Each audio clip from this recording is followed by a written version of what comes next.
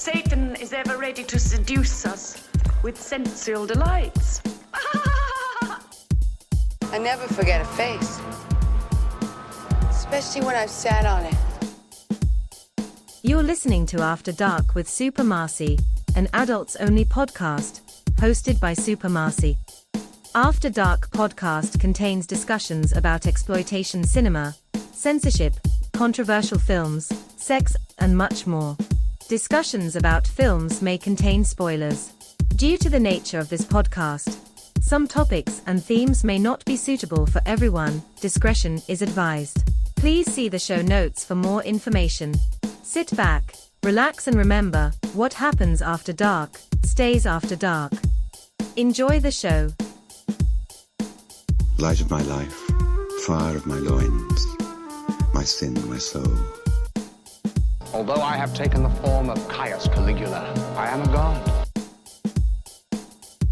Hello everyone and welcome back to After Dark with Super Marcey, an adults-only podcast. I am your host, Super Marcey, and the weird sexy voice is only for the intro.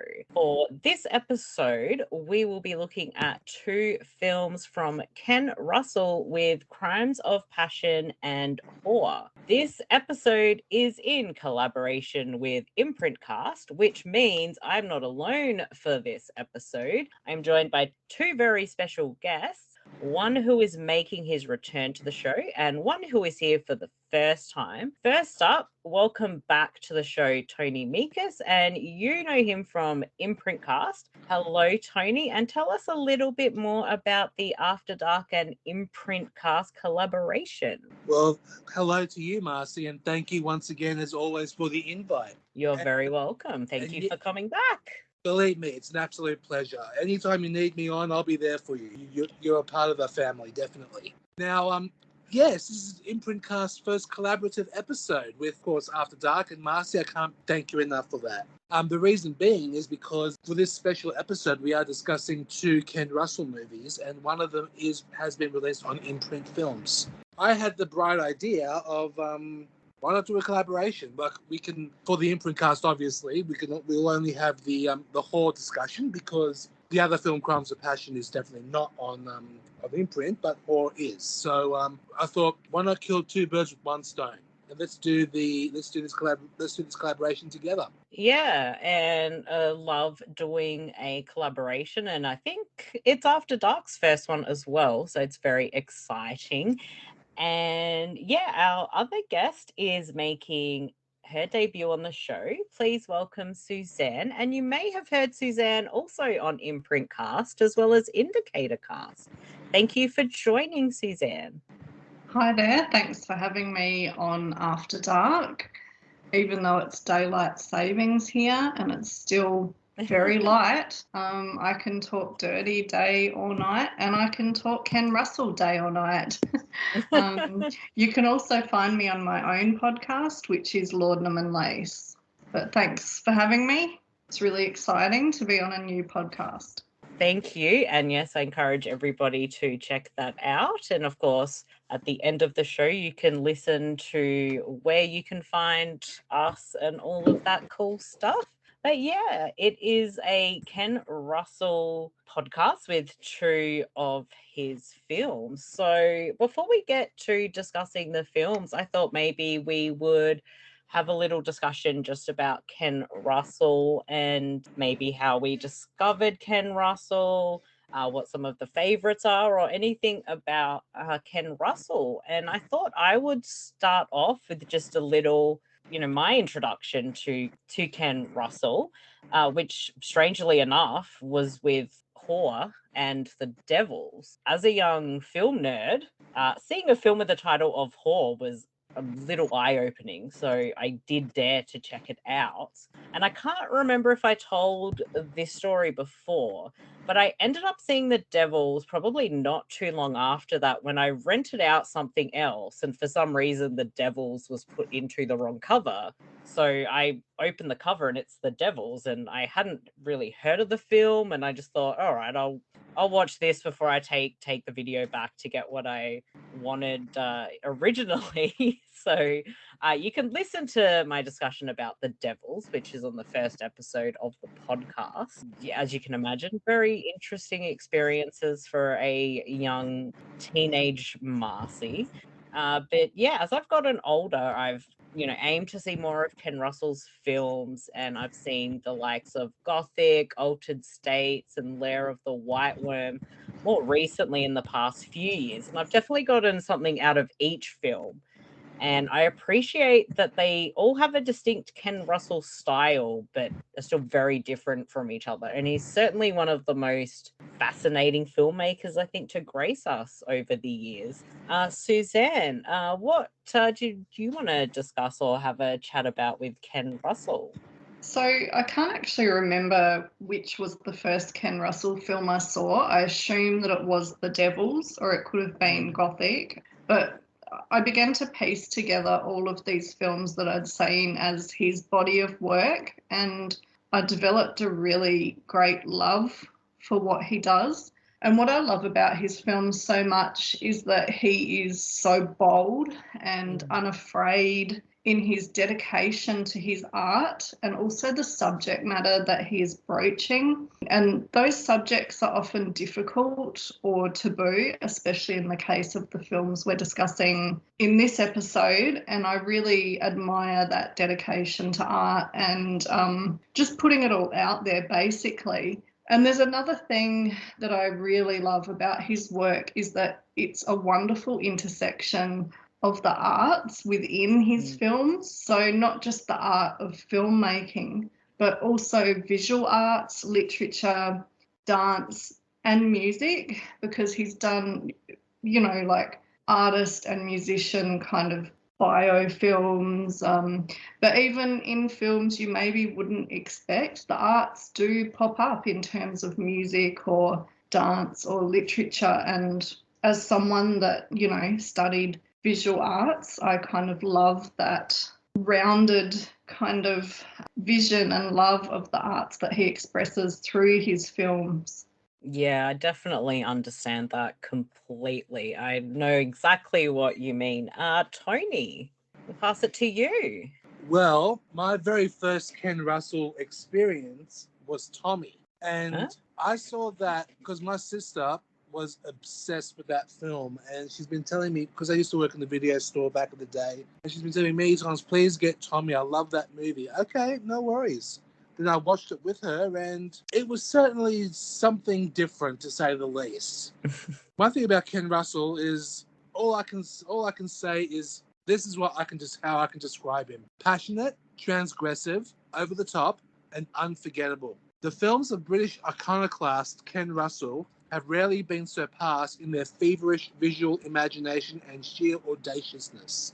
And my goodness, some of the films that he's created, of course, The Devils in particular, that's probably, in my opinion, that's his masterpiece. I absolutely adore that movie. I love it, actually, to death. And then 1971 was a really good year for Ken Russell. He did 3 movies, and that includes The Boyfriend, which he did. That was his last one, 1971. And, of course, The Devils was the film he made before. And, of course, The Boyfriend is completely just a film set is a 1920s musical, and it's G-rated. And The Devils was X-rated, so that was completely out there. But then he made these, of course, but beforehand, he made a couple of great films, of course, Women in Love from 1969, and then he did this film called $1 Billion Brain, part of the Harry Palmer films with Michael Caine. And from the 70s, he'd made some other classics like Savage Messiah, Marla, Valentino, Listomania. There's just so many films he's made. Of course, 1980 started with Altered States, which is basically a mind fuck on its own, I gotta say. And I love Altered States, and that was just nuts. But then, of course, later on in his years, his films grow more and more outrageous, which is known for, and wouldn't have it any other way. The British is such a British director with a British sense of humour, and also some kind of interesting visual style that he has. You can't compare it. You can tell it's what a Ken Russell movie is, and with the visual style alone. And to me, he will always be one of the most unique directors I've ever seen in film. Yeah, I definitely agree. One of the most unique, and I think one of the most fascinating that we've had for sure. And yeah, I really like that there's just a distinct look and feel.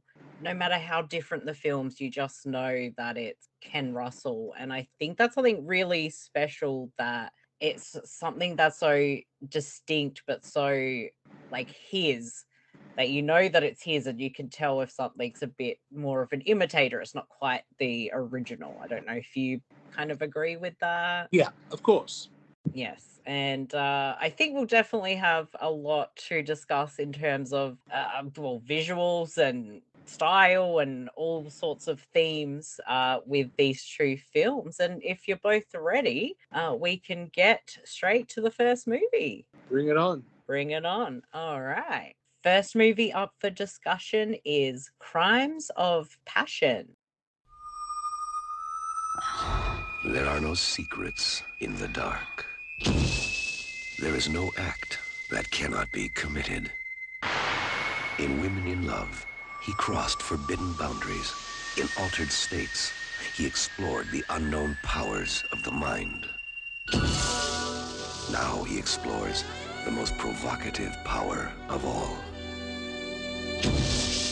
A woman who lives in two worlds. A man who must lose himself to possess her.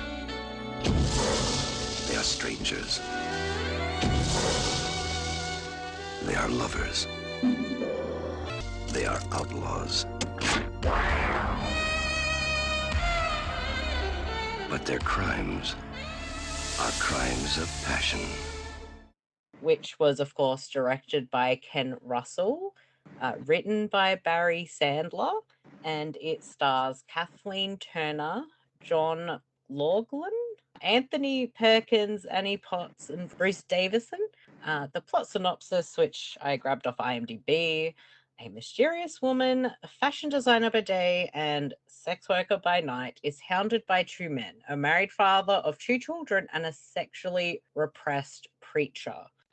So that's a very simple plot synopsis, but it kind of tells you what you need to know getting into the film. So I'll give my kind of initial thoughts on the film, and then I'll hand it over to the lovely guest to let us know what they thought of the film, and then we can discuss a few more of the other elements in the film. For me, I think wearing a mask, denying who you really are, being someone else to please others, some of the themes within Crimes of Passion, and I think the ones I noticed, as it doesn't really hide what it's about. Part of the mask wearing is about sexual repression, and it's seen in different ways and with different characters throughout the film. And the character of Bobby is the husband. He's unhappy. There's a lack of sex in his marriage. In that way, he's repressed. And the Reverend character, played by Anthony Perkins, is certainly repressed, and there's no doubt about that. It's two sides to repression with two different outcomes through the film. And I guess perhaps repressed is also China Blue, Kathleen Turner's character. She's working in fashion by day and as a sex worker at night, but she's lonely. And these three characters intersect with each other. They're changed by the choices they make along the way. The film just has this blend of like neon sleaze, religion, sex, and dare I say it has a bit of the Italian giallo vibes just mixed in. Visuals of the film are never boring. The dialogue is absolute fire, and the performances, like particularly given by Kathleen Turner and Anthony Perkins, kind of have to be seen, and I think maybe their career best performances. I've noticed people have referred to Perkins as playing a Norman Bates role, but I tend to disagree. Norman Bates as a character was sympathetic. The Reverend as a character isn't at all. I felt like the performances are both very different, and Perkins is so much more unhinged as the Reverend than I think he ever was as Norman. And that's not a bad thing. The Reverend is repressed, but he's still fascinated by sex and has thoughts of sexual violence. But I don't feel like this is a character who wants to take ownership of his thoughts and feelings, but then acts out in just really bad, worst possible kind of ways. And I don't feel like he really turns for anyone for help or wants help. I feel like he indulges in it. And I question if he ever really wanted to stop the way he was. And I mentioned before Kathleen Turner's performance, I think, is one of her best. She really completely disappears into China Blue, who's a character within a character. But anytime she's on screen, it's all for the better. And not to completely dismiss Bobby as a character, whose arc is, I think, a little predictable, but also necessary for the film to move forward. You can buy into Joanna / China Blue and Bobby having chemistry, but I don't think he's overly sympathetic as a character. And I think the scenes with his wife Amy are purposely cold, and he's just not really supportive of her. Crimes of Passion is a wild ride of a film, and we could certainly dive deep into this for days on end, but it's not a 50-hour podcast. Suzanne, do you want to share some of your thoughts on Crimes of Passion? Sure. So I was actually going to compare both movies a bit, seeing as we're talking about both of these Ken Russell films today, both about sex workers. They're both explorations of American sexuality, and they share some similar themes, including sex, relationships, gender roles, violence, religion, and misogyny. Sexuality and relationships are a really common theme in Ken Russell's work, and he also featured sex workers in Salome's Last Dance from 1988. And this interest in sex workers as a muse echoes a preoccupation with sex workers in the work of great artists like Edouard Manet, Pablo Picasso, Vincent van Gogh, Edgar Degas, Toulouse-Lautrec, and the Pre-Raphaelites, among many others. Of course, the sex worker has been a great muse throughout history, also a woman that has been accessible to artists. Both films have been misunderstood and maligned due to their frank and open exploration of sexuality and relationships. Also because often they have some very uncomfortable things to say about sexuality in Western society. And while Crimes of Passion is about relationships and intimacy, exploring people's sexual and emotional needs, Whore is this stark expose about sex, class, and violence against women. Like you said, Crimes of Passion takes place in this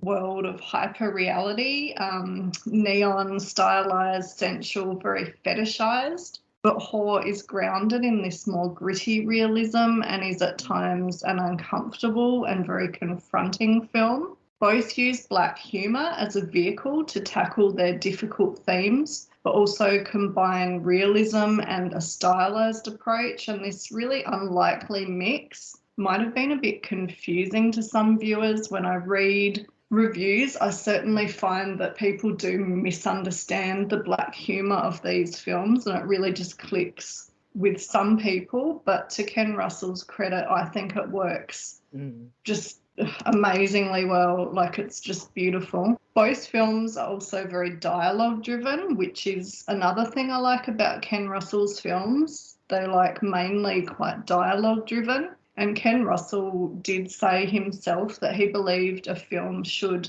stand up before any effects or any music or any, gilding has happened. So, which is why I think they're very play-like and dialogue-based, because he had that focus. And they are often more reminiscent of a play in terms of script and staging than, say, your average film. I think this was part of his style. But like you said, the dialogue, it's really razor sharp. In Crimes of Passion, it's just beautiful in both films, actually. But if you listen to the characters and hear what they're saying, they're actually saying something quite important. And I think the backlash against these kinds of films has shown that society as a whole has maybe not been ready to have some of these difficult discussions, nor wish to acknowledge subjects deemed taboo. So I'd be interested to hear maybe your thoughts, on that, on why you think these, when they were released and maybe even still today, are quite misunderstood films. I think you actually hit the nail on the head with it. I don't think society is maybe ever going to be ready to confront a lot of these themes. And because you watch a Ken Russell film and something like Crimes of Passion and Whore, they're not the usual typical mainstream type of film, and it's going to be confronting. And he does it in such a way that there is that dark humor, and dark humor, I think, can be misunderstood if you're not already in the mindset to want to take this ride. Tony, what are your thoughts about that? Well, those films are definitely ahead of their time. Imagine them being made in 2023, 2024, with the woke culture and everything. Then that would be considered very controversial now. But 84 and 1991, when Crimes of Passion and Whore came out, they were because of course censorship, controversies, and everything else. It didn't work back then, but it was controversial. There are controversial films, definitely, but it actually, for some reason, worked because they were ahead of their time. But if they made these movies, if Ken Russell was alive now and he made these movies today, oh boy, there'd be a huge backlash. They'd be outright banned if that's the case. But mind you, what we see now, we see worse things on television. We even see full-on explicit sex in art house films. But still, with these, as you said, with the dialogue in both Whore and Crimes of Passion, you can't get away with it today. No way. Like, some of the dialogue, okay, it may be offensive, but it was the time. It was how it was. It's how they were. How they were said. It was just the time. It was 1984 for Crimes of Passion. That film had amazing dialogue, outrageous dialogue, mind you, but still, it was relevant. It's actually relevant dialogue. But you can't say it today. I don't know. I wouldn't. If these movies were made today, I don't think it would have the same impact as they did back then. What do you think? The thing is, well, at the core of these films is actually lots of the discussions that we're having in society today. Yes. So they're really holding a mirror up to us, up to society. So if people can't listen to that or hear that, then again, that's a reflection on society. I was going to talk a little bit about the film, if that's all right. Please. So Crimes of Passion refers to a kind of crime obviously committed in the heat of passion, on a sudden impulse of rage or jealousy. But with this film, we actually have a double meaning in that it also refers to the crimes that we commit in love and relationships. It maybe refers to how we hurt others and how we're hurt by others.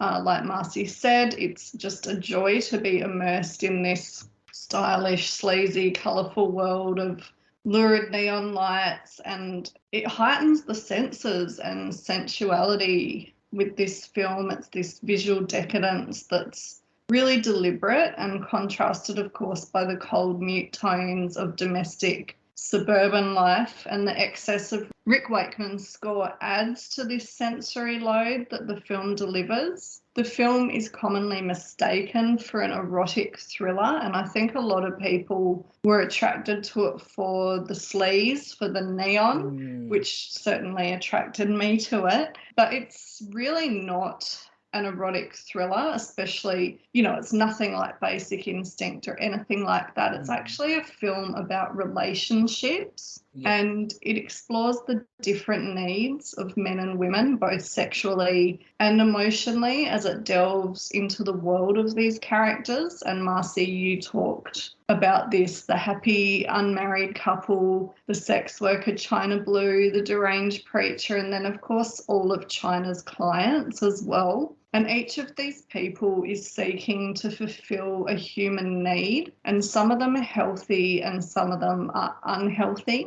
But at the core of the film, each character seems to represent a facet of American society and American sexuality. And the 80s were, of course, the conservative Reagan era years.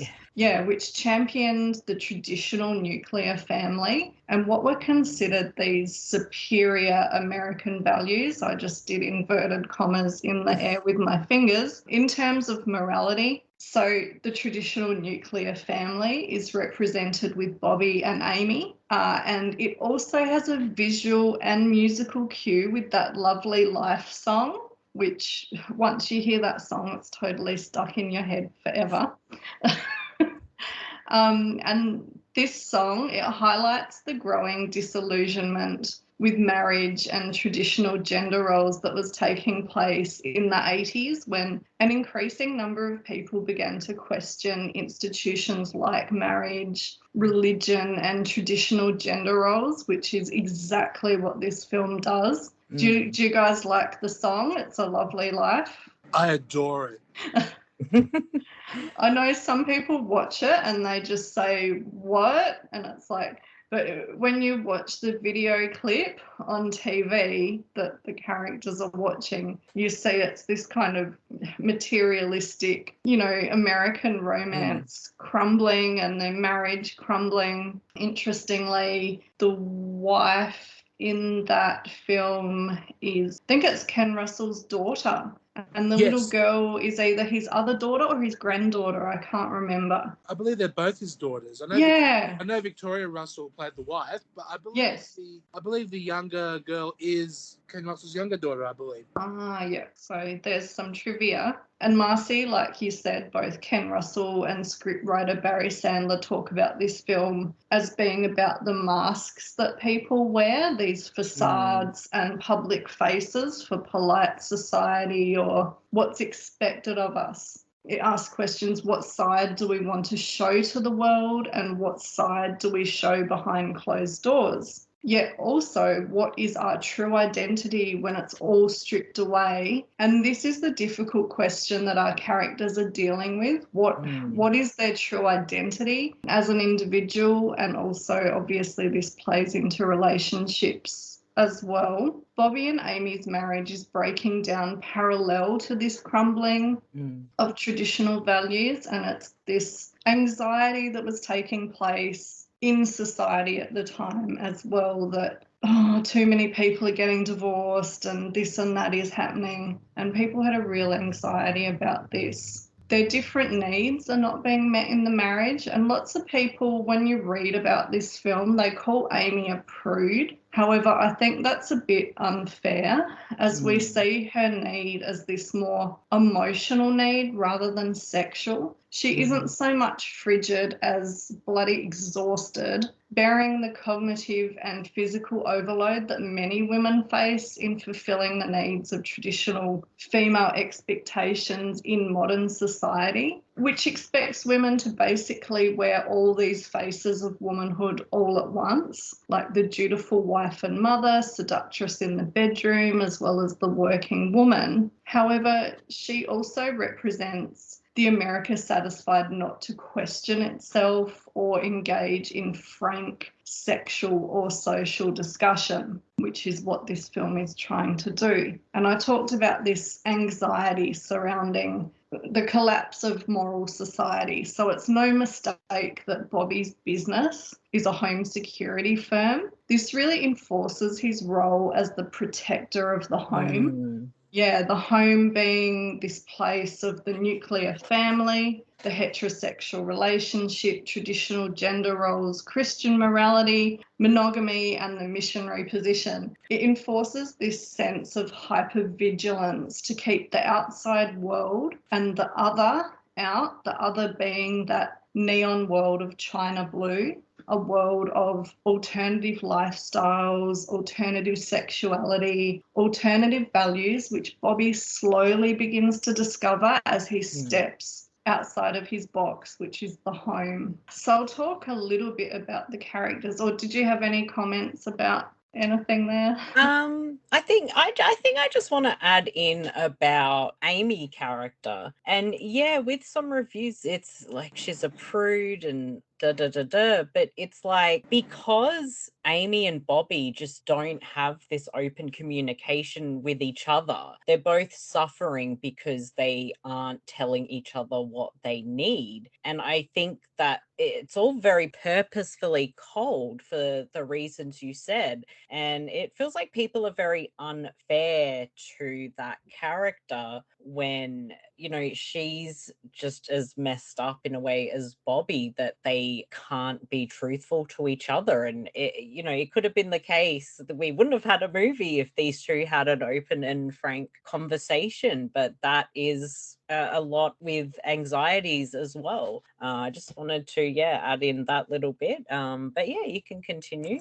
And I know hers is an overlooked performance as well. I know a lot of her scenes got cut, but in the end, I think Ken Russell basically said, even though they had a lot of character development for her, she is just kind of a background facilitator of this story, but her performance is really great nonetheless. And they talked about how they kind of didn't know if she was acting or if she wasn't. So it was a really great natural performance. And when you do talk to your friends, other women, you do get this sense of that they maybe feel a bit like Amy in terms of they're just exhausted. There's this kind of expectation as well that you got to do this, pay the bills, look after the kids, do all this stuff, but also you got to be a tiger in the bedroom, pawn queen in the bedroom and just keeping everyone happy. And it really has worn people down. Obviously, men have a whole range of stresses and expectations of their own, but in terms of Amy, it is, I think she's been unfairly treated and maybe a bit misunderstood. So, and traditionally these female gender roles have been slotted into categories like princess or virgin, maiden or wife, mother or whore and Jezebel. Amy is obviously the wife and mother. China Blue, aka Joanna Crane, is a conservative working woman by day and sex worker by night, and interestingly, the princess as well, living in her grand apartment with a tower that resembles the castle of a fairy tale. That's no mistake either, because she's like this princess in the tower waiting for a prince to save her. So there's some comment there as well. But as China, she is the whore, and I know that's not the correct term to use in this day and age. I'm kind of talking in terms of these traditional gender roles and terms. And when we first meet her, she's aptly wearing the title of Miss Liberty, which is a cracker of a scene. So Miss Liberty, she is the sexually liberated woman, the feminist, the working woman. And we even see her male boss's mistrust of his female employee because she's a single, ambitious woman who displays this certain coldness to men. He believes such a woman is not to be trusted, which has got a bit of humour in that as well. And when it turns out to be the, male employee is to blame, give him another chance. But by playing China Blue, Joanna can engage in this sexual activity without intimacy. And we see that there's a fear of intimacy and getting hurt that may lead her to relate to sex in this way. And again, some reviewers and people that talk about the film claim that as China, that she's degrading herself. They use this word, degrading herself by night, because of some form of self-loathing, and she's left feeling ashamed. However, I believe this really wrongly denies her agency as a character. And while there are moments where she certainly becomes uncomfortable and begins to drop her facade or mask as Ewan Ken Russell put it, to assume that she merely fulfills the fantasies of men, denies female sexuality, sex-positive womanhood, and female fantasy. So it's really naive to assume that women do not have equally vivid sexual fantasies, desires, or needs. It's also at odds with most modern feminist thought that acknowledges sex work, pornography, and female sexuality as having the potential, so I say potential, for being acts of female agency and independence. And I argue that her discomfort is more about intimacy than anything else, as the film questions, can sex exist without intimacy? Yes, it can, to fulfill its own need, but not exclusively forever, as all of our characters are searching to fill needs of which intimacy or the lack of is at the heart of. And the film is a constant juxtaposition of the male and female gender conflict and lack of understanding between the sexes. It's also this clash of the modern idea of womanhood, where new burdens have been added to the traditional roles and ideals. So what do you guys think about China Blue's character? Tony. Oh, I was just enjoying the lovely ladies' conversation. No, I can't add much more to that because I agree with you totally. Because I just actually watched Crimes of Passion just to refresh myself. I've seen this movie many times, but I'll refresh myself just a few hours ago so I can for this episode to prepare. Yes, I see what you mean because with Joanna Crane, you know, she's she's definitely a workaholic. All she cares about is getting the job done, you know, she's quite successful. She lives in a grand apartment with all this Asian artwork that symbolizes some kind of sexuality. Like there was a line in the film that in the East, it's forbidden to have sex with somebody who knows your secrets or shortcomings. And yeah, like it's very strange with that line because as we know, in the after hours, she's China Blue in the red light district in where she is, and yeah, it's amazing that how her work ethic has changed because she's as you said earlier, she is a hard-working fashion designer by day, and of course by night she's China Blue, and it's just incredible. But I have to say one thing with Amy, mind you. I have seen this film for the very first time when I was like 13 or 14. I know in Australia, in the VHS version was the full uncut director's cut release. And with Amy's character, I thought that she was probably the most depressing wife I've ever seen. Mind you, that was how I thought back then. But now watching it as older and wiser, I do agree with you. She is misunderstood, but also there was a sequence in the director's cut which actually kind of upset me as well because she doesn't want her family, she wants her family to have a certain image. Like there was a scene, for instance, where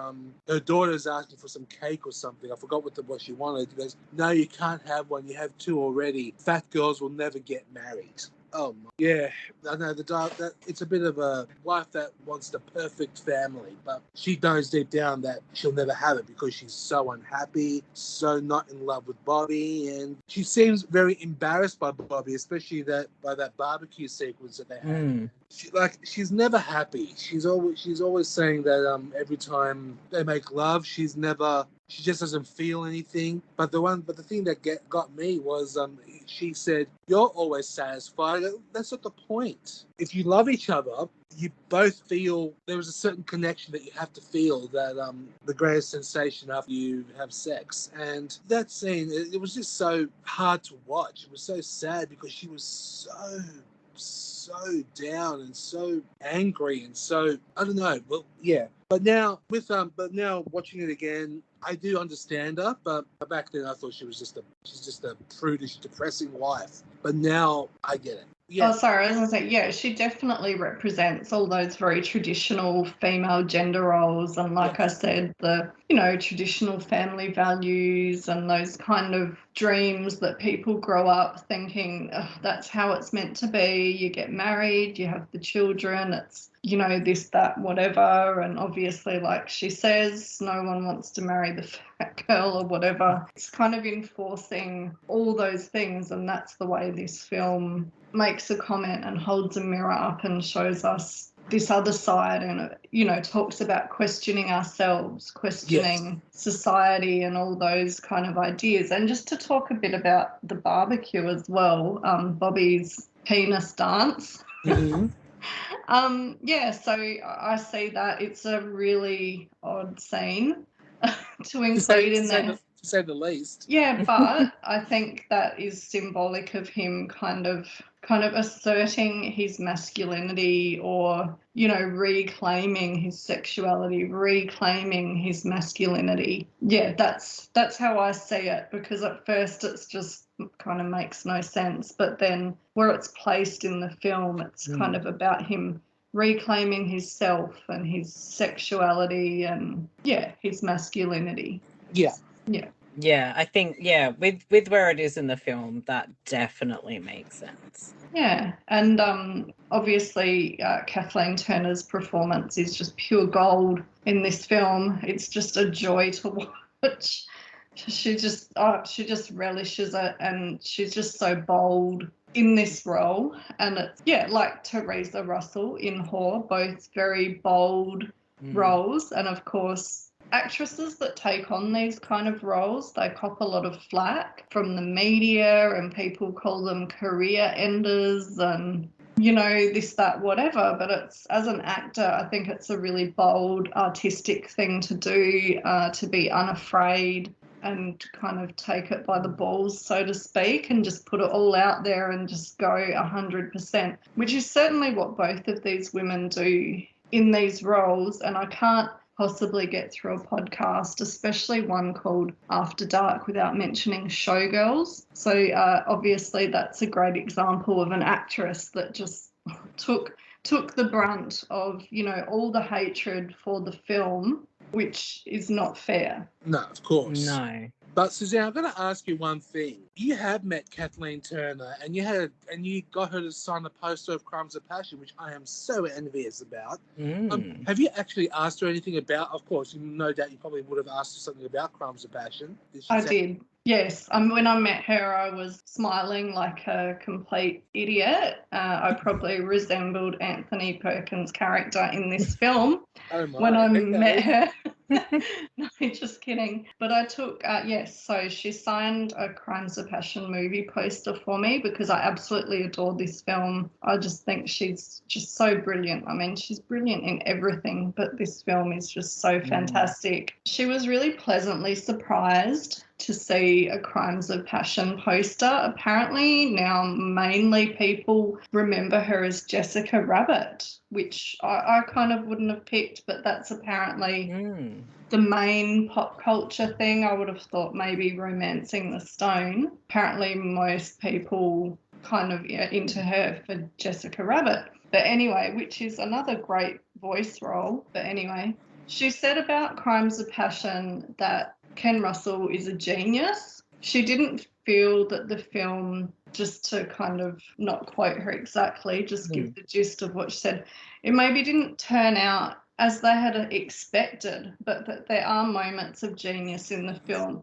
and he is certainly a genius with this vision. And she was just very pleasantly surprised to meet a fan of this film. And I also, of course, mentioned The Man with Two Brains, which is why she got this role. So apparently she wanted to break out of that kind of, good girl, Romancing the Stone character. I think she was a bit worried about being typecast or something as that nice girl kind of. So she did something completely different with Crimes of Passion that people thought, oh, why the hell are you doing that? And at first, Ken Russell couldn't really see it in her. But then the casting agent or someone showed him The Man with Two Brains, and he was totally sold on her, which I completely understand because that's the funniest film. So she's a big fan of that film too. She said, how could anyone not love that film? That was very exciting to meet her and fangirl Crimes of Passion with her. That would have been pretty damn cool.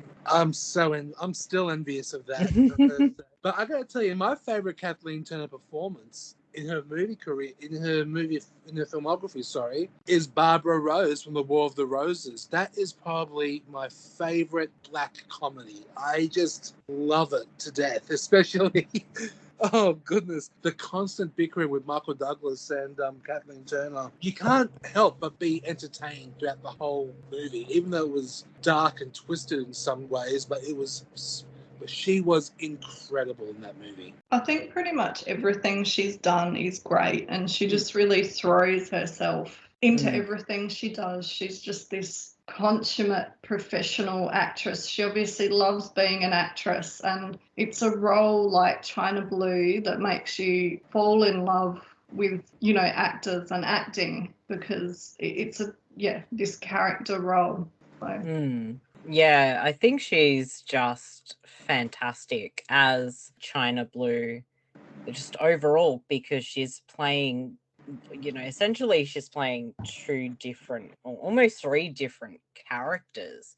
It's the fashion worker, it's the sex worker, but then it's just her. And that's kind of the side that she doesn't want to get hurt with, from other people. It's that intimacy that she's scared of. So I just think it's a really incredible performance that she gives, and it's it might seem like not as complex of a film, but there's so much to unpack that it's so fascinating to me. It's a super complex film. It's on the surface, like I said, people thought, it's an erotic thriller. It's not. It's totally about relationships, and obviously people do have this legitimate worry about showing their true selves to people. Like, it can be very confronting, especially in a relationship. So people do put on these masks and put up these walls. They've been hurt, or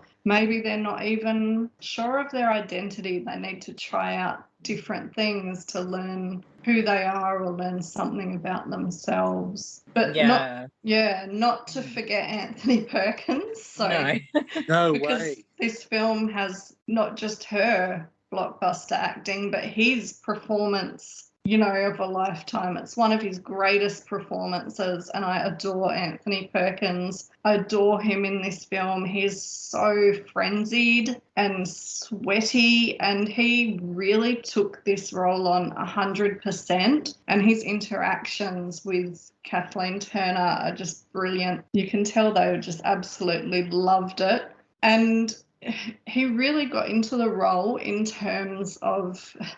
he took it on personally. He apparently brought his own bag of sex toys, and that little stool that he brings out to, preach on in the street, he actually turned up with that. I just can't remember where I heard that, but he apparently just turned up with that. That was not a movie prop. He turned up one day and he'd decorated it with his beautiful collage of pornographic pictures. That was part of his character. He slept in his clothes, so he was genuinely dirty and sweaty.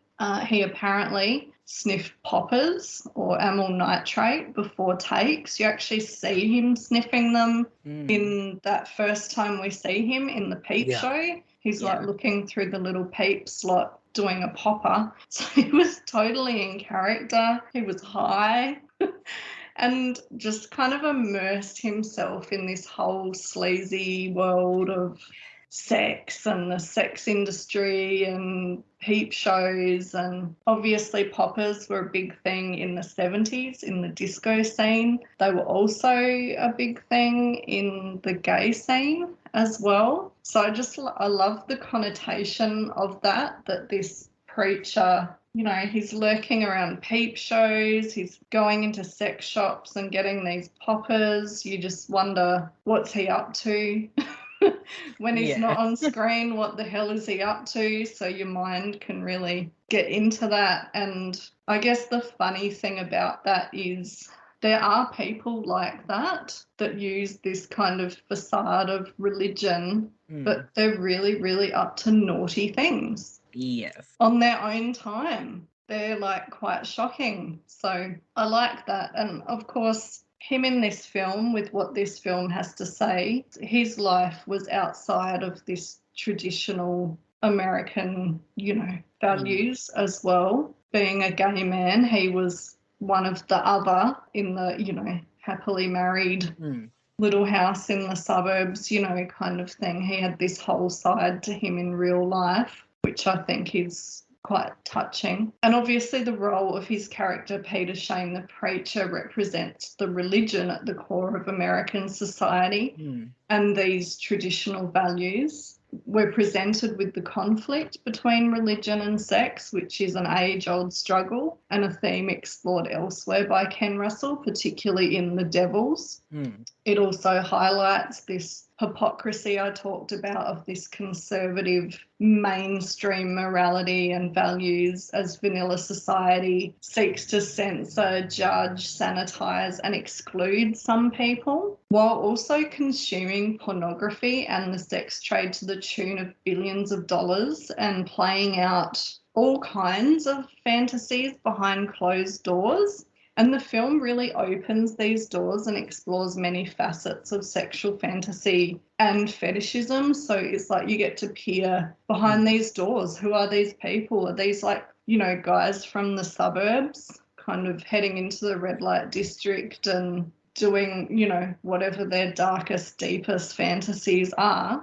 We saw similar doors opened in Whore as well, as Ken Russell peers behind this polite facade of Western society to see a much dirtier underbelly.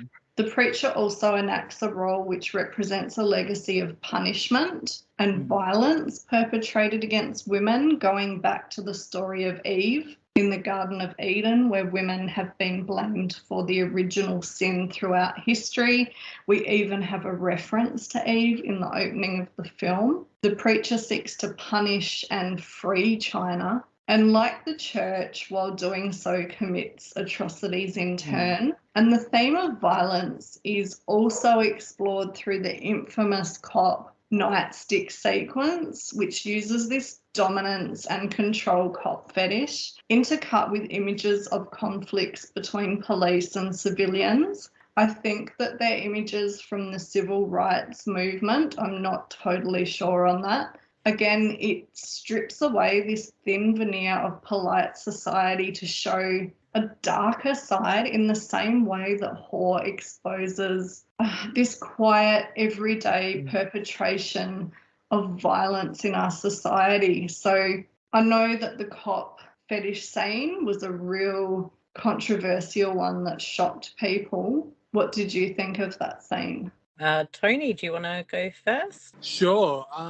I saw it for the first time censored. That cop scene, there was the version I saw, it was cut. It was very, very short. It was necessary. And of course, it had the traditional Ken Russell zooming in, zooming out, zooming in, zooming out. Like I don't know if you've ever seen the no doubt everybody has seen that director's cut, as you said, I'm doing quotation marks as well, the director's cut of The Devils that has that sequence of the rape of Christ. And there is a shot of the movie that the camera zooms in and zooms out, zooms in and zooms out on something so outrageous. And during the sequence where the cop is getting his rocks off with the nightstick, and of course with China Blue's heels, here's the camera zooms in and out as well, because it's just nuts. It's not something that you would see. But yeah, you are right, Suzanne, that those pictures were no doubt from the civil rights movement, especially showing police brutality against other races. But yeah, it was a controversial sequence, definitely, but it was a necessary one. And in this scene, it's also representative of China Blue's facade of power and control beginning to disintegrate. So, yeah, it's an interesting scene. Absolutely. Yeah, I don't think I have much more to add than what you've both said with that as well. So yeah, and also, meanwhile, the act of penetration. So in this case, violent penetration, and we'll also talk about the preacher and his frightening sex toy. That can be a metaphor for the feeling of intimacy and how letting down one's guard and revealing the true identity is kind of an act of being penetrated, but it's a penetration of the soul to really let someone in, which leaves people feeling extremely vulnerable. And obviously, yes, there's always a risk when entering into a relationship and letting people in. So that was just an idea I also had about that symbolism in terms of that, killer sex toy. Oh, yeah. I was not expecting that toy to be a weapon. And when you see the Reverend's pack of toys, I'm not shocked because I've seen lots of these things. But in watching this movie, I don't know why I felt shocked that these things existed in the 80s. I don't know why that was what seemed to shock me, but I guess it's that thought of something that you're supposed to use for good times is being used for very bad time. And I think overall the Reverend character just really creeped me out. So the fact he has that kind of weapon and what he wants to use it for, I think works in terms of his character, but it's also very frightening. And it's also an interesting thing, the weaponized phallus. You could analyze that forever.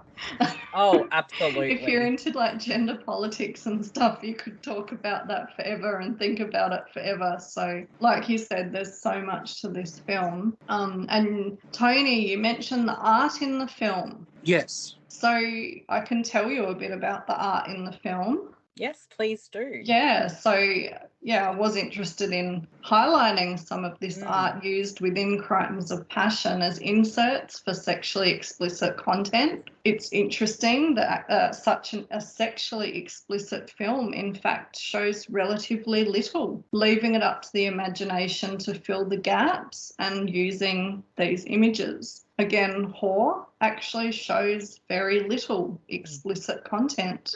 So in Crimes of Passion, we see examples of Japanese erotic art known as shunga. Excuse my pronunciation on that. Generally, these were woodblock prints depicting ordinary men and women in sexual positions. Sometimes they portrayed famous courtesans and sex workers. They were influenced by traditional Chinese manuscripts, which depicted exaggerated male genitalia. This art form dated from around the 700s, reaching its height in the Edo period, which was 1603 to 1867. And the images were typically intended for male and female viewers of all classes and were not limited to heterosexual depictions, and they were sometimes considered lucky charms. Yet despite their prevalence in Japanese culture, they were viewed in the West as pornography, and the British Museum actually locked away images in their collection of hidden obscene artefacts. So that's what it was actually called. And that was until quite recently they actually suppressed these images. I believe they were shown in 2014. I could be wrong. That could possibly be the first time that they were shown. There was certainly an exhibition dedicated to them at that time. Yet in Japan, they were not considered so. And we see the legacy of that in Japan with all kinds of anime that's quite explicit. We also see in the film the work of Aubrey Beardsley, which features the influence of shunga with the exaggerated genitalia. He was the most controversial artist of the Art Nouveau era, producing dark and perverse imagery, including erotica. So there was a lot of erotica, which often satirised Victorian morals and men's fear of female independence. This was around the 1880s as women were fighting for rights, including the right to vote. We see his illustrations for Oscar Wilde's Salome hanging in Joanna's apartment,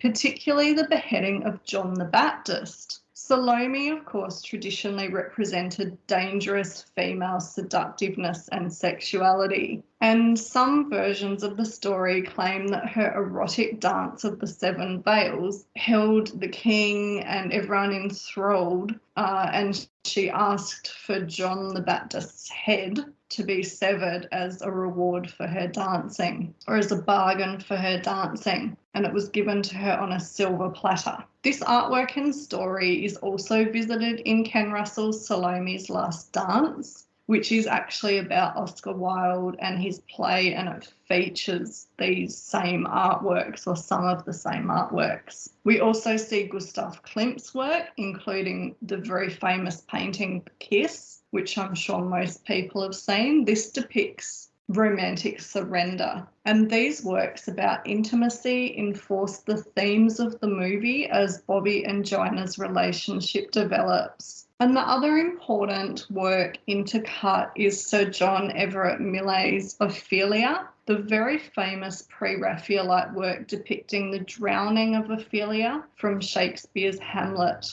Ophelia was, of course, driven to madness after being rejected by Hamlet and described as being incapable of her own distress. Ophelia is posed like a martyr, so we have this religious reference. She's swooning in this position of what has been sometimes called erotic submission. So in this kind of, take me pose. And the passive or dead woman was a highly eroticized image in the 19th century. It expressed an ideal of womanhood as being cold, silent, and passive. But like Ophelia, Joanna's character is actually unaware of the imminent danger that faces her. She's on the verge of drowning too. So emotionally, maybe drowning as she opens herself up to Bobby. But she's also at peril of physical danger from the preacher and danger of losing her identity, danger in so many ways. And this work is really important in expressing her inner feelings as Joanna at this important moment of self-realization, and it also signals the danger that she's in on so many levels. And all of these artworks show different states of womanhood: the sexual partner, the romantic lover, the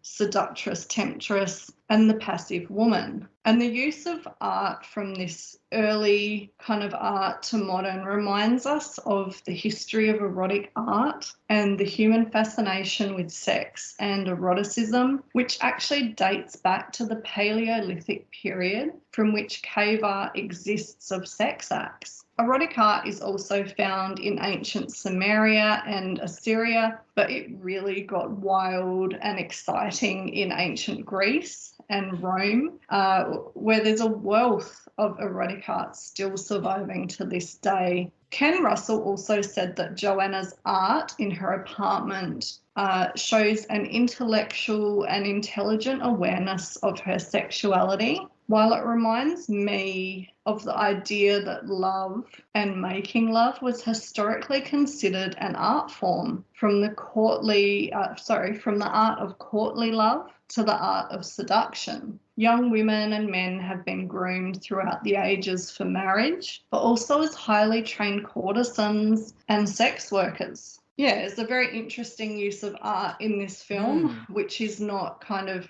apparent. It's in the background, but it's actually says a lot about the characters in film. So, which is something I love about this film. Oh, definitely. I didn't look too much into it, but the artwork, while it is in the background, you do get to see it. And watching the film, it felt like this specific art is here for a reason. And hearing you explain all that, it like clicks and makes so much sense. And it's just another reason why I find Ken Russell so fascinating, because you can't just watch a film once. There's still so much just on a visual level that you might miss the first time that you'll notice again. And I think it's one of those things where you probably notice the art more and more as you watch it, but it does stick out, like even on that first watch. And fascinating to get the backstory of a bit of that as well. Tony, did you have anything to add with that? The art was definitely it definitely is some kind of character in the movie itself as well, because in certain segments you actually see a bit of artwork before a sex act or something, for example, in the film. And as Suzanne said, it actually does explain what the significance of that piece is before we see the actual sex act that we see in the film. But it's just beautiful artwork all in all. And then that sequence that I mentioned earlier about how what the Asians think of, in the East, you're not allowed to, I'll say it again, you're not supposed to have sex with somebody who knows your secrets or your shortcomings. It actually is Joanna Crane's persona, outside, of course, of before in her apartment before she goes outside as China Blue or as the workaholic fashion designer. Yeah. Was there anything else we wanted to add before we wrap up? I'll say one thing. This movie is ahead of its time, made in 1984, 40 years old this year, actually. And it is one of Ken Russell's best movies, hands down. And it has one of Kathleen Turner's finest performances, and of course, Anthony Perkins' most outrageous performance, I have to say. But all in all, I do adore this film. It is a 4.5-star film for me. I love it, and yes, I highly recommend it to everybody who's curious. When did you first see it, Tony? I first saw Crimes of Passion when I was 14 or 15 on VHS. That's an eye-opener. Oh, believe me, wait till we get to horror. You'll hear how old I was when I saw that. Oh boy, well, we'll get there very soon. Yeah, look, I agree with you, Tony. For me, to rate it out of 5, it's like 4.5 out of 5. It's a fantastic film, and I'm so glad I had the chance to watch it for the first time to prep for this podcast and just be completely immersed with this. And like, I guess, peeling an onion, you're just always finding more layers to this film. And as Suzanne has given such a great rundown of a lot of aspects with the film, like it really shows you got so much there. It's that iceberg, the little bit on the top, but all the rest is down there at the bottom under the water, or however you want to put it. So with that, we'll wrap up the discussion of Crimes of Passion and on to horror. Do you think what I do is wrong? Have you ever wondered? What's your name? Liz, you want a date? What it would be like? I know what they want. Maybe it's time you found out. Let me be your fantasy. Teresa Russell. I used to love sex. Let me be your fantasy. In a Ken Russell film. Let me be your fantasy. If you're afraid to say it, just see it. See you in church, honey. Which was directed, of course, by Ken Russell. It was based on the play by David Hines. It was written by Ken Russell and Deborah Doughton. It stars Teresa Russell, Benjamin Mouton, and Antonio Fargas. And the plot synopsis from IMDb: a night in the life of a cynical sex worker forms the basis of Ken Russell's portrait of the world's oldest profession. And I will just give you my thoughts and me when I first saw the film. So in my younger years, I did see Pretty Woman.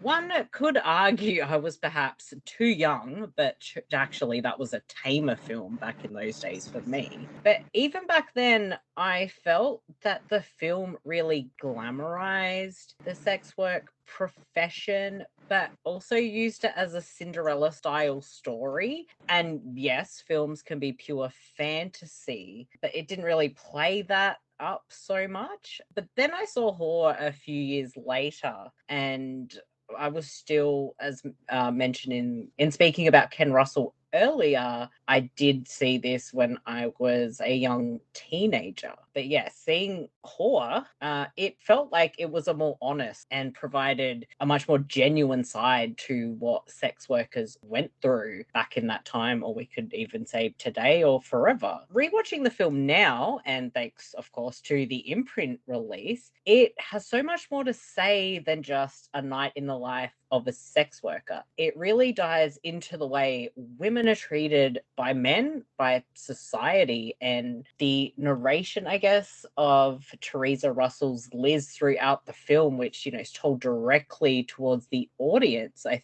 felt really hit some truths. And as I was watching this, I realized how what she has to say in the film just really holds up. That there are people who haven't changed, still have these ideals that they're entitled to someone, but also just solely focused on themselves. And it frightens me how the words that she spoke have been said to me, or some of the things have been experienced by me in life from men. Almost frightening that Whore from the beginning was based on real lived experiences from women and specifically sex workers. And that lived experience is still something that women go through. And in that respect, I feel like Whore does have a timeless feel to it. The relevance is still there. And I do think it's an important film. Whore isn't the usual you might see from Ken Russell. It's not as grand with sets and designs as some of his other films. And it is a bit muted in some ways, but it still feels like a Ken Russell film. Crimes of Passion and Whore may be quite different films, but there's a lot of similarities that you notice watching them back to back, and it's quite intriguing. Before I finish up just my initial thoughts and how I first saw the film, I just want to mention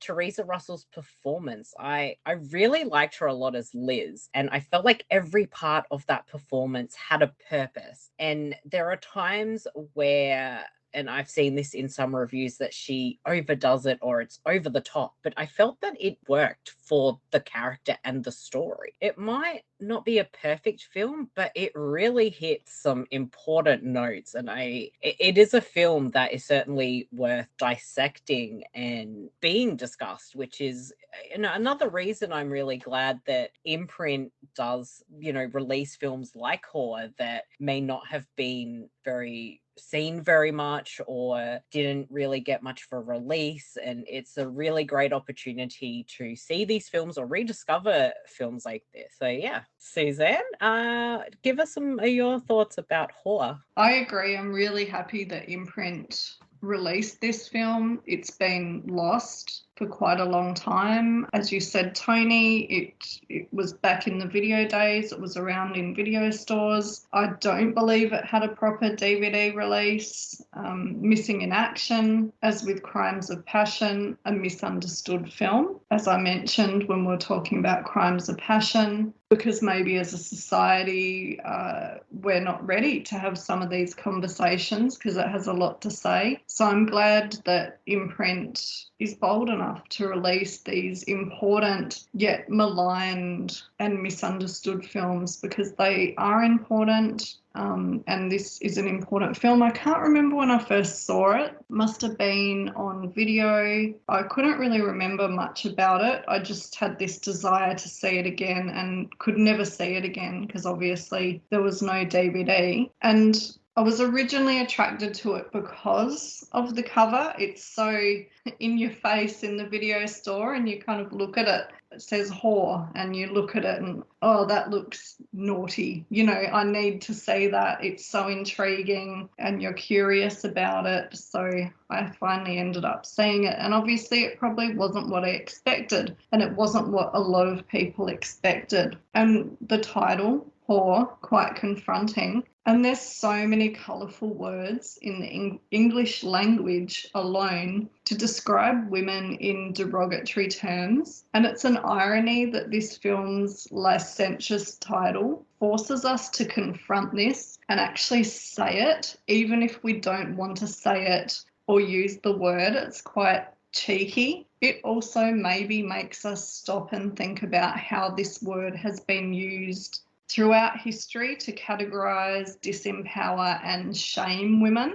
The cover image, which I mentioned, was, a hot one on the shelves of the video store back in the day. That also has an element of irony to it. Teresa Russell's sexually suggestive pose, coupled with the film's title, promises titillation. And in the age of booming video rentals and video porn and adult section, the films vied for business with these increasingly lurid and suggestive cover images to lure people in, and people looking for cheap thrills might have picked up this title only to be confronted by something entirely unexpected. Instead of titillation, we have to listen to a woman speak about being a sex worker for approximately 90 minutes in a very confronting and often disturbing way. The nameless cover girl, or sex object, becomes a real person and suddenly has a voice, and what she's trying to tell you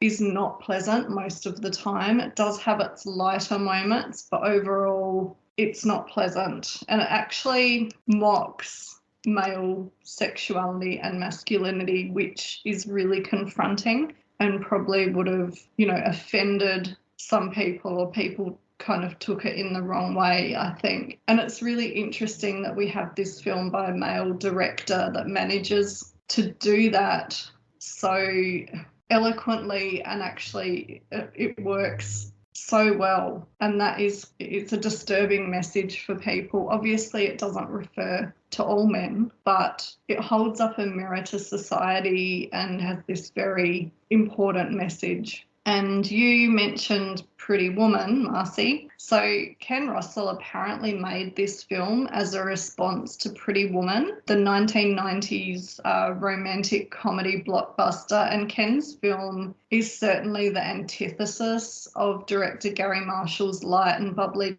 take on, as you put it, Cinderella, or even it's a bit of a My Fair Lady story. Yeah. It's often called the, inverted commas, hooker with a heart of gold tale. But with Whore, Liz swaps the thigh-high heels for some sensible walking shoes. And the rich, classy guy, inverted commas, in the sports car is her lecherous pimp, not Richard Gere.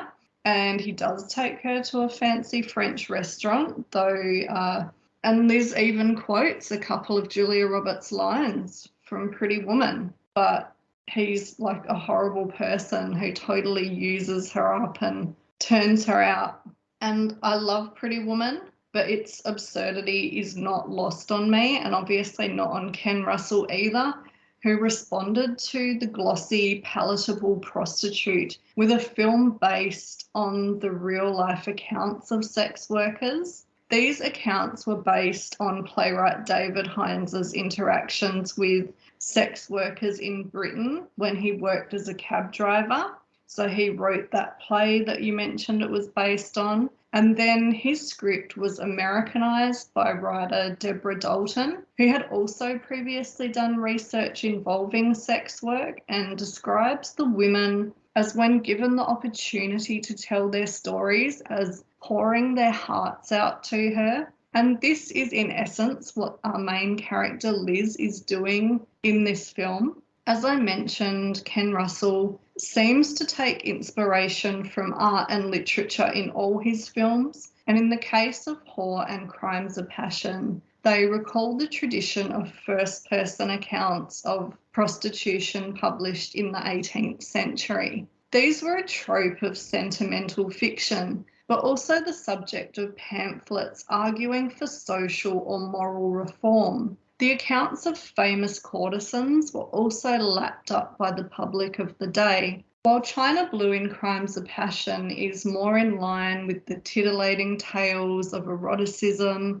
and courtesans such as Fanny Hill, Memoirs of a Woman of Pleasure by John Cleland in 1748, or the Memoirs of the celebrated Miss Fanny Murray from 1759, Hawes Liz shares more with the sad tales of the traditional image of the fallen woman. Artist William Hogarth's series of engravings, The Harlot's Progress from 1731, presents the narrative of a young woman tricked into the trade by a ruthless brothel owner, then traces her sad decline from a wealthy man's mistress to common prostitute before she dies of syphilis. This particular narrative has become a trope of the fallen woman story, repeated over and over in art, literature and film. And Kat Ellinger gives a really wonderful talk on this particular tradition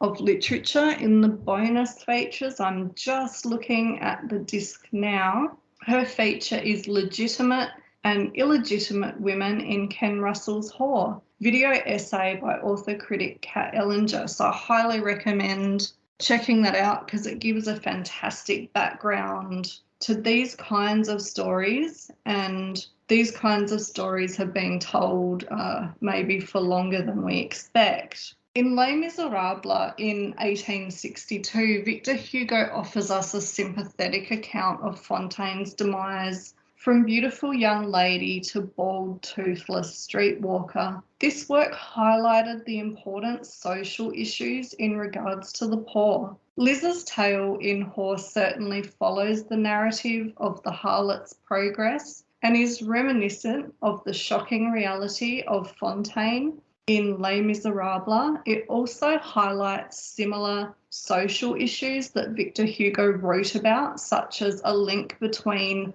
an unjust class divide, poverty and abuse. And it's disturbing that, like Victor Hugo, Ken Russell highlights the need for reform in education, the criminal justice system, and the treatment of women over 129 years later. However, what may have troubled audiences about both Whore and Crimes of Passion is that these stories lack the element of shame or repentance, and there's somehow the idea that women who transgress traditional moral society must be apologetic or ashamed. Instead, both of our characters are unashamed. They take control of their own narratives, they own them, and they take this power back. Additionally, not relegating them to merely this state of victimhood, which we sometimes do in the news or in certain films and stories. So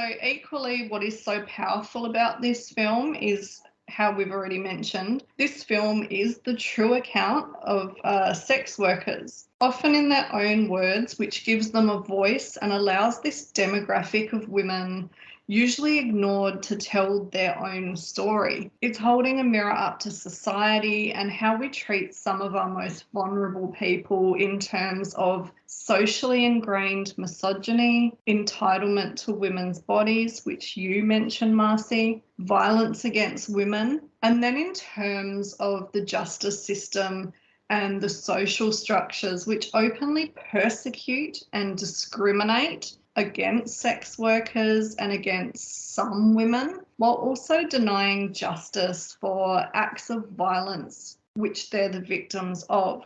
And obviously men are victims of violence too, and they face these kind of all these other elements of violence in society that are different. But in this case, this is an entirely female story, although we do see a lot of homeless men, in the background. So this world is kind of inhabited by all these homeless men and people down on their luck, and shows this side of society that most people ignore or don't want to look at, or they don't go to these places. And Liz is usually pictured in this almost empty urban world. She's often seen, and you mentioned, Marcy, how it's muted and a bit stark. it's not, doesn't have the decadence of the usual kind of Ken Russell fare, and I think that's entirely deliberate. Yeah. It's still quite stylized. There's still color in there, but yeah, she is in this very stark, grey, open urban world. There's a lot of concrete, man-made structures. She's often seen looking in windows at people, into the hotel. She's looking into shops, at furniture, and this emphasizes the isolation of her life and marks her as the other, like China Blue.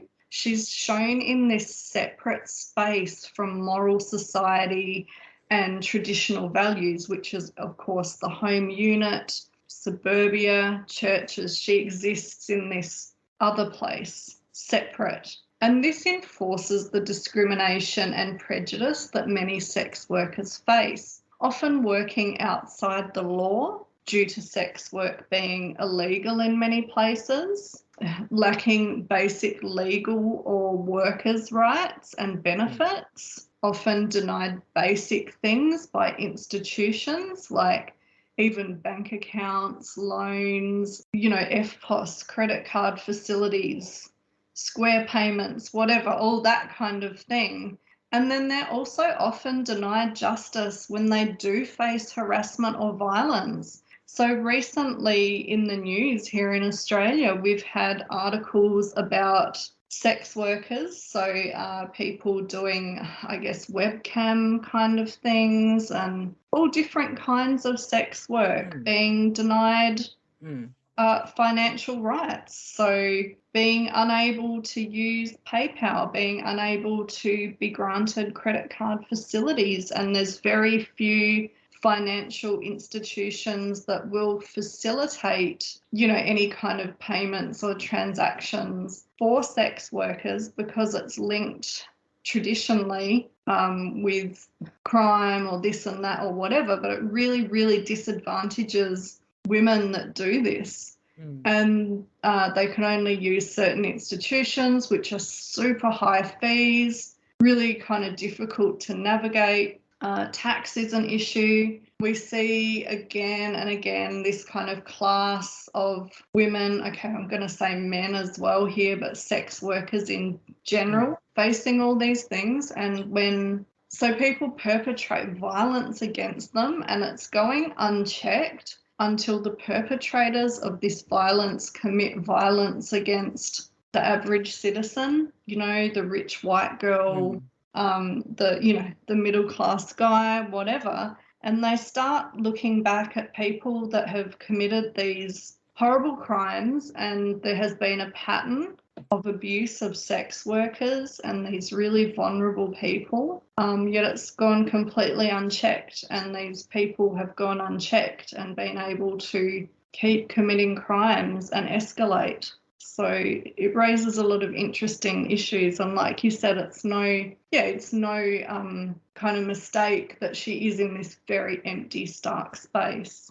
What do you think? Yeah, I agree, and it does in its way have a lot to say about sex work, and specifically when we get towards the end of the film where she's having the conversation with sorry, I can't remember the character's name, the Rasta character that she comes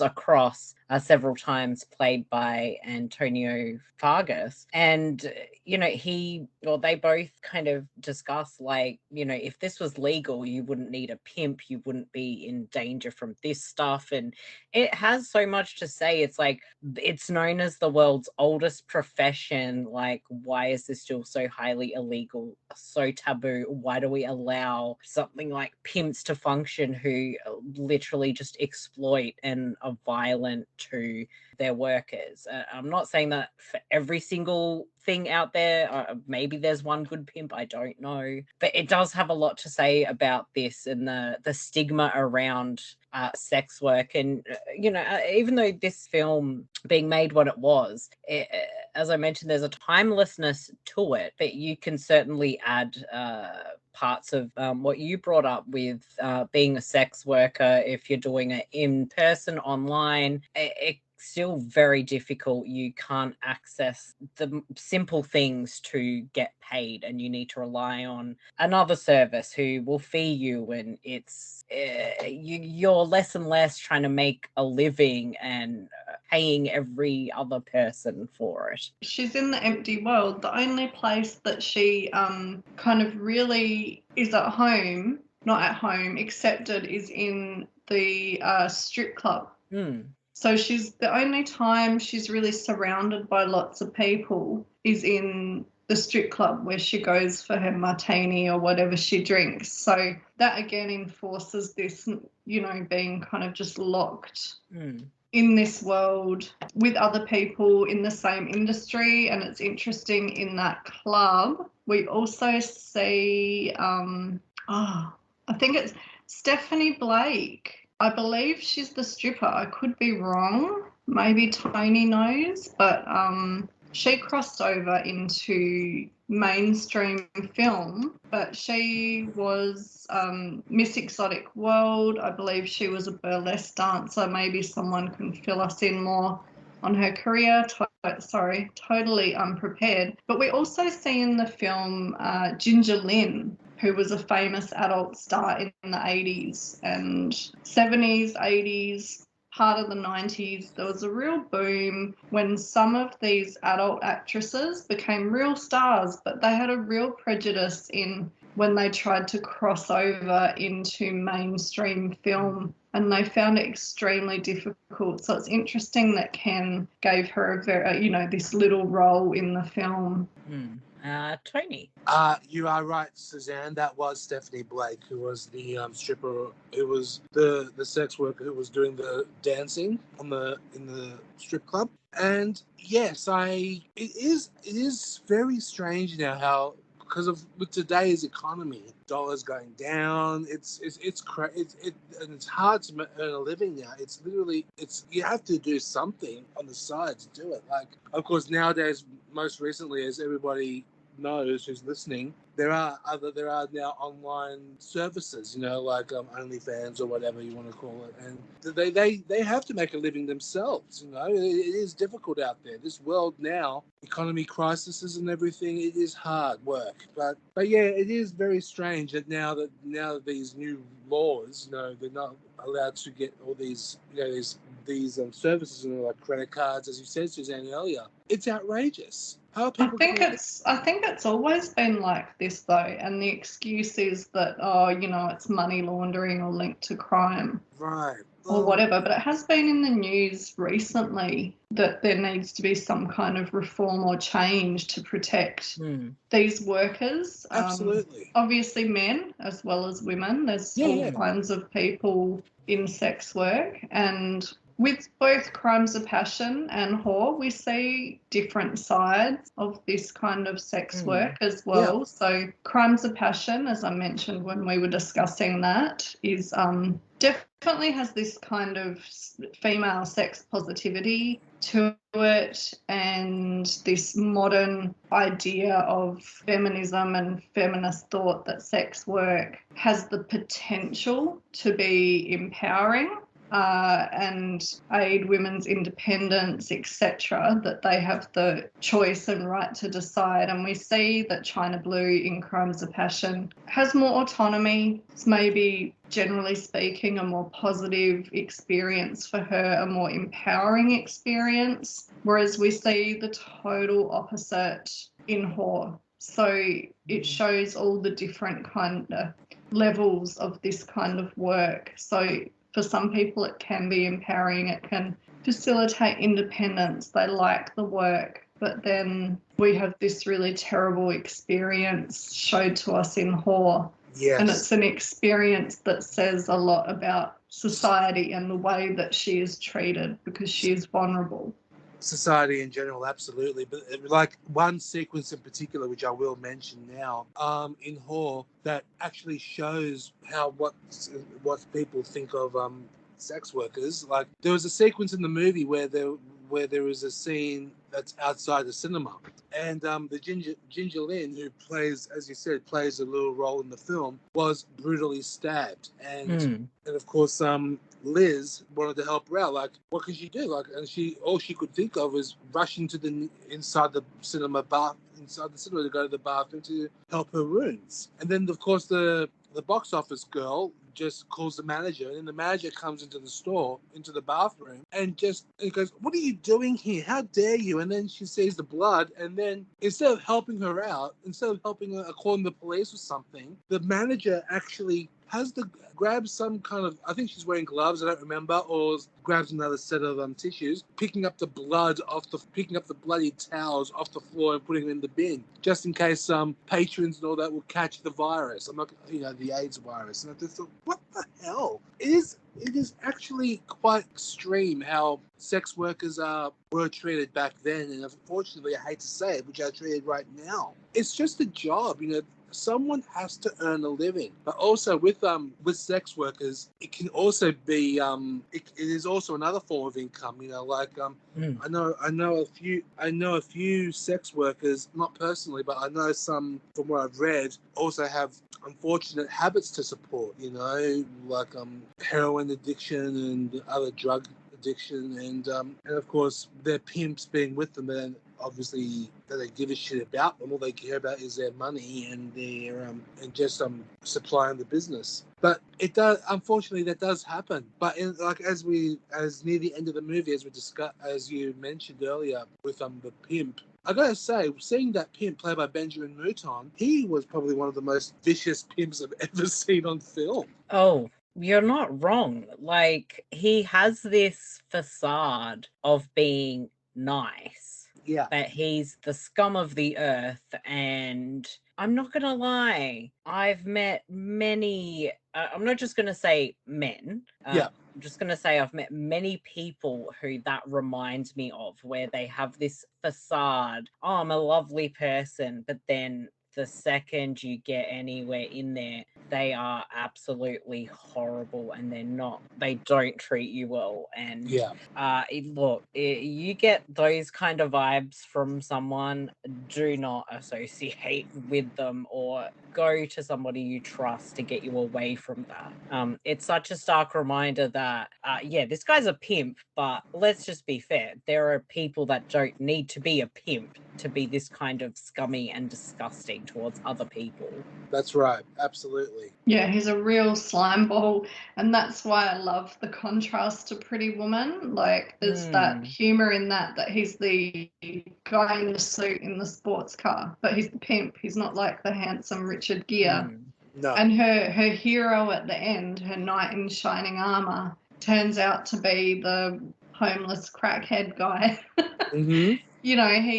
He saves her, or at least for a little while, because we never really know what happens to her. And it's one of those interesting films where at the end you are left thinking, what happens to her? Because you become quite invested in this character. Yeah. Absolutely.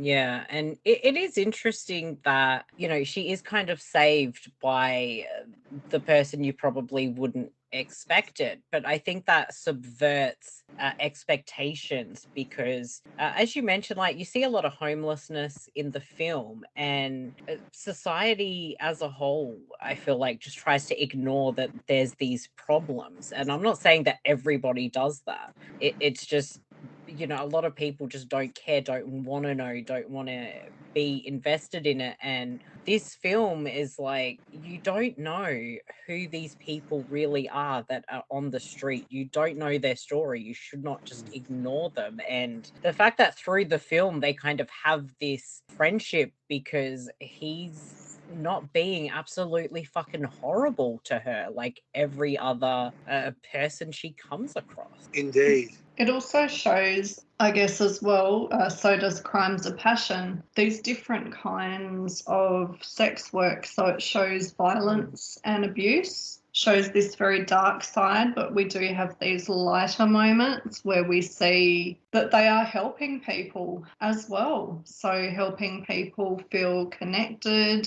and, you know, just have a bit of intimacy and human contact. So in Whore, she has the elderly gentleman who enjoys a little bit of afternoon domination. That's quite a light-hearted storyline, and that's, you know, seems like a more positive experience for her. So it does show us many different sides to this, and that is one thing. People do need human contact and someone to be there for them, and often sex workers feel this need when people are very lonely, something that people don't like to talk about, people with disabilities, people that just need to be touched and held, or, you know, anything like that. They can be there for them, and that's something really important, and people really don't like to talk about that. But both of these films cover that. Yeah, absolutely. And it is one of the lighter parts of the film is when we do see Liz through the flashbacks with the elderly gentleman who likes his afternoon BDSM sessions, and you can see it's just something that he needs and enjoys, and it's a job that she doesn't mind doing, and she's quite thoughtful in this job where she brings him an avocado, so it's like a nice memory of not being you know, in the home that he's in, and things like that really bring a lot of heart to Liz, where she's not this awful character that people may think she is just because she's in that profession. She is a real person, and she's been treated horribly, but through that she still managed to have her job and do jobs that were genuinely meaningful to someone. So there's a lot going on in this film, and it's again, I think it's such an important film because it does open up these dialogues of discussion. And again, sex work, it's known as the oldest profession. We're in 2024. Why are we still discussing if bits of this should be legal and how you can get paid if you do something online, because it is an online world? Like, it's crazy, and I could go on about a whole lot of other things that veer away from the film. But again, I'm really glad I got to rewatch this with Blu-ray, because it does have some really good extras that do offer insight as well. Tony, did you have anything more you wanted to add about the film itself? Well, not really, because you ladies have added it up so well. But the only thing that I will say about the movie is it does open up with one of the most memorable songs I've ever heard. There is a song which you can't find anywhere. I've checked, believe me. Oh. And there is a song called the song is called "Doing the Bang" by Fascinating Force. Yes. It is definitely one of the most. I'll never forget the first time hearing this song as a kid when I saw Whore. Thought, I want to bang her. I thought, okay, interesting lyric. But of course, it is a memorable song for an opening credit sequence for the movie. But that I can't say. I have to say it has a good soundtrack. It has a great opening song. But all in all, Teresa Russell gives an incredible, heartwarming performance in some sequences, especially with, as you said, Suzanne, with the elderly gentleman who loves his BDSM session. And there are some nice moments, especially as you said with Antonio Vargas's character and Liz, how they're having a nice conversation. But there's also some really shocking moments, of course, as I mentioned earlier, and of course the ending of the movie, which has the Liz's last sexual encounter with another elderly gentleman, and unfortunately who passes away after they're done. But then, of course, the pimp comes, beats her up, takes his wallet, steals his jewelry when he's dead, and Liz was saying, "Don't do that, don't do that," and he tries to, and he basically tries to kill her, to strangle her to death, and then of course Antonio Vargas saved the day, saved her life, of course, which was a nice, which I don't know if I'll call it a happy ending, but it's a satisfying, I would say.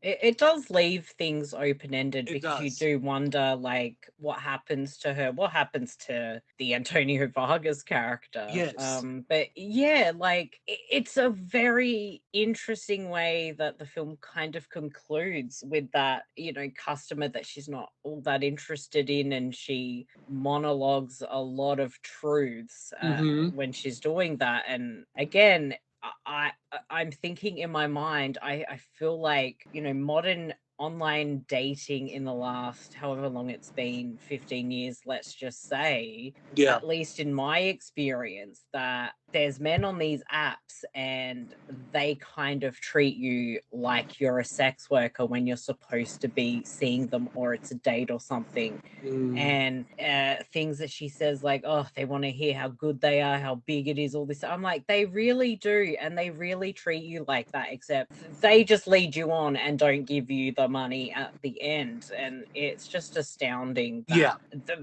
this is just kind of how things are. And again, it's a film that holds up this mirror, and that mirror is still reflecting the same thing, like however many years later, over 30 years something later. Well, that's why I mentioned that Victor Hugo's Les Miserables, that's 19th century, and basically had this interest in moral reform and all those things I mentioned. And that's at the time this was made almost 130 years ago, and we're still grappling with the same things. We've come a long way, but we've still, you know, got a lot more to do in terms of a fair and equitable society for some people, you know, for some people that have missed out, basically. That's very much on point, and it's a great one to have a comparison with as well. Something that is over 100 and something years old, and we're still struggling. Was there anything else either of you wanted to add about the film before we wrap up the discussion? I was gonna say, I just admire the razor sharp dialogue in this film. So same with Crimes of Passion. Razor sharp dialogue. It's just a joy to watch the performances. The writing is beautiful. It's really engaging. It's really important. It sends this important message that I think affects everyone. So, yeah, thumbs up for horror. Yeah. Absolutely. I guess that wraps up our conversation on horror. And if you want to hear more about horror and specifically the Imprint release, please give a listen to the Imprint cast on this movie. And that brings this podcast to a close. And you can find me, After Dark, and Super Network at the following locations. So After Dark with Super Marcey can be found on all your podcast streaming platforms. And if you do look up After Dark with Super Marcey, you can find ways to follow on Twitter/X, Instagram, Facebook. So it is there everywhere, so you can show your support that way. And you can find the Super Network at supermarcey.com. I have all the other podcasts over there. So looking up the Super Network, you'll pretty much be able to find the podcasts that we do. And of course, me personally, I am generally under Super Marcey on all the socials, with the exception of Letterboxd, where it is super_Marcey. And you can always see what I'm watching and get hints about what I'll be discussing on future podcasts. And Tony. Yes, you can find me on the Imprint Films Blu-ray Collection fan group and Imprint Cast Facebook pages on Facebook, of course. And you can follow me on Instagram under FilmNut79 and Letterboxd under FilmNut79. And yes, Marcy, you're right. We do get hints of what you watch, and I just can't wait to hear the episodes and what I see. Thank you. And Suzanne. where can people find you if you want them to, and where can they find your personal podcast as well? Thanks for having me. It's been great to come on to After Dark, my first one. And you can find me on Letterboxd under Dirty Pillows. And both of the films we've been talking about today have numerous dirty pillows. Sorry, that's a Carrie joke. But anyway, you can find me there on Letterboxd. I'm on Instagram under Suzanne Berlin, and you can listen to my podcast, Laudanum and Lace, by visiting laudanumandlace.com, and all the links are there. Actually, I'd also just quickly like to acknowledge before we go, just in my research for this podcast and just in general, I'd like to acknowledge Scarlet Alliance, which is the Australian Sex Workers Association. So they fight for and further the rights of sex workers in Australia to give them fair conditions, justice, equality. They help with legal issues and, basically try and stamp out discrimination in our society. So if you would like to visit them and see what they talk about, you can visit them at scarletalliance.org.au. They provide lots of really important resources for sex workers in Australia. Yeah, that sounds amazing, and I do encourage people to check that out, especially if you want to learn more or show support. And of course, if you're not in Australia, you can look up and see if there is anything similar in your part of the world. I understand this episode of After Dark has dealt with a lot of themes and things that we do have the warning, but it's always good to mention things anyway. If anything has been triggering in this episode, or besides that, if you are dealing with something, if you're in Australia, there is a lifeline available. The number is 13 11 14, and that they are there to help you. I've used them many times, and for those around the world, there will be something similar to Lifeline. Your best bet is to Google it, but help is always available. So no matter what you're going through, someone is going to be there to speak to you. And I offer that if you are too shy or you are not sure where to reach out, please, my DMs are always open to people. So if you need some help, I am always there. And with that, I want to thank you both so much again for joining After Dark and for collaborating as well with Imprint Cast. And the podcast is ended. And until next time, what happens after dark stays after dark. Good night, everyone. Good night. Thank you. Good night. Me look at them and me only want to do one thing, man. Me just want to bang her. That's all me want to do. I just want to bang her. I want to bang her. I want to bang her. I want to bang her. I want to bang her. Follow me now. I want to bang her. I want to bang her. I want to bang her. I want to bang her. See a dumb girl and she got a big bang.